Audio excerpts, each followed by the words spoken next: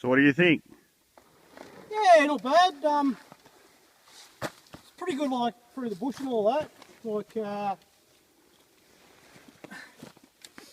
don't know. I just took out the well, as you know, we've done about 70-80 k's along the tar, along secondary dirt roads, and now through fire trails.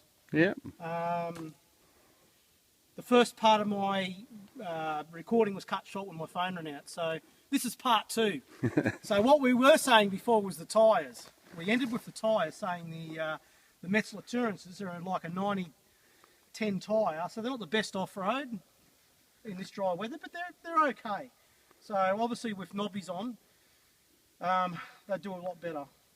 One thing I just found then, when we were riding before, we had the rubbers inside the pegs, the rubber inserts, and when you stand up for a long time, that actually digs into your heel or your boot.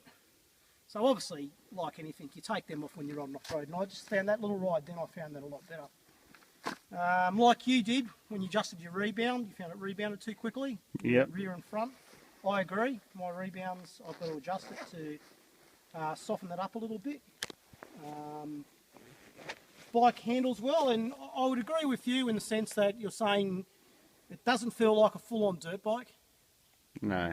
You've got the 650 V-Strom, you said it felt a little bit like that. Yeah, smaller version. A smaller version, yeah. Well, there you go, a smaller version of the V-Strom with better suspension. Yeah, definitely. Lighter, better suspension. I would put it, because, you know, we've both got the DRZs, I would probably sit it somewhere between a DRZ and, yeah, probably your V-Strom, somewhere in the middle. Yeah. I think. I think it's only because of the fact that you're not sitting up high, so for me with longer legs it feels like it's harder to corner off-road. Yeah. Um, And raising the seat would help that with you, probably. Yeah, Possibly, I don't know. I'm not sure. Maybe also because of the wider base of the seat sort of thing, it's harder to get one cheek off. Yeah. But it's also comes down to the tyres as well. After the first few slips, I thought, well, if I lean it over too much, I might lose it. And I don't want to do that. No.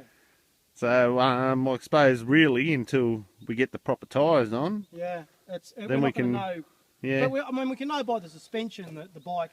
Oh, it eats up the bumps. It eats up the bumps. It's the quality suspension.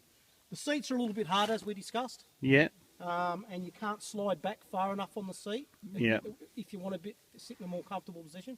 With me, it's not too bad. It's still bad, but with you being taller, your knees would be up against the crash bars. Yeah. And but I've gone and seen our seat guy. That'll do the seat, and obviously the shock adjuster's a lot better now that we've moved them in. Yeah.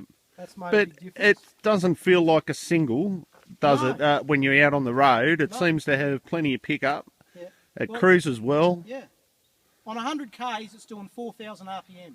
Well, that's brilliant for a single. And what does your V-Strom do? Probably around the 5, maybe. Yeah, well, there you go. A 650 V-Strom is doing 5,000 on 100 k's, and this is doing 4. So the gearing through the bush, I think first gear is quite low. Second gear feels a little bit high for some really tight corners. Yes, but it is a very small rear sprocket, as you can see. But going up a couple of teeth wouldn't hurt if you wanted to do more off-roading. But for the road and a little bit of dirt, it's fine. Yeah, yeah. I think it's the compromise, isn't it? It has to be the perfect compromise. Either way, if you go up, you're going to be revving it a bit more.